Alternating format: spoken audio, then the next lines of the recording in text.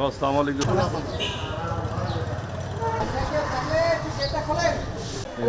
আমি অন্য কারোর কাছে কিছু অন্য লোক তো মানে এই বলছে যে অমুক চেয়ারম্যান অমুক এমপি 13 জনের খুনির আসামি। আমি তো আর্মির কাছ থেকে ওইটুকু শুনছি, তোমার কাছে যেটা বলো আমি অন্য লোকের কাছ থেকে শুনতে চাইনি। আমি শুধু ওই আর্মির ওই গাড়ি ছিল তাই ওই কয়টা কথা ছিল, ওরা এই কথা বললো।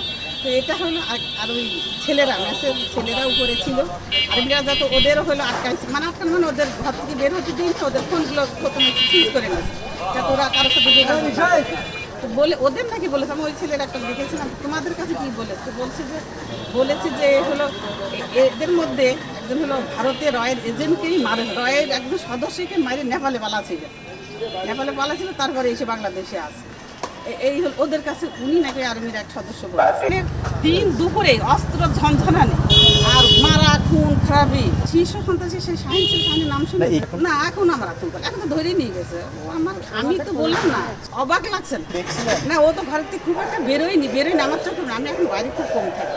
আমি এই বেলার এদিকে এই পর্যন্ত নামে গিয়ে এই মাসেই এসছে, এই মাসেই বাসা নিয়েছে ওরা। মাসের বোধহয় 7 তারিখের পরে ওই সব লোক আসছে।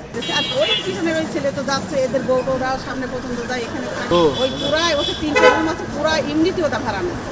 ফ্যামিলি তো যা আসেনি, এদের তো ফ্যামিলিই নেই।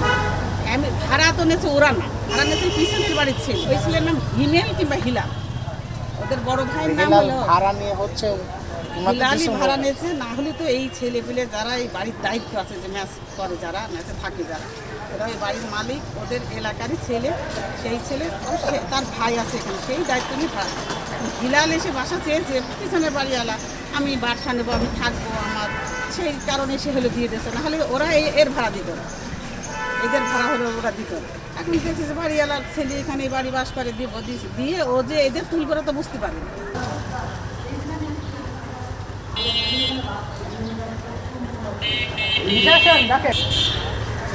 ভাইয়া শুনে কত জানি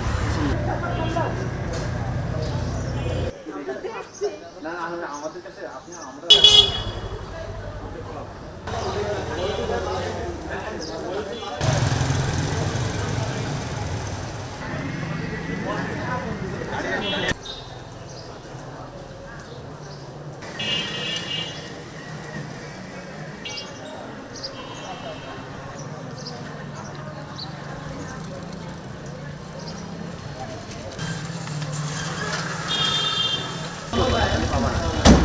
সব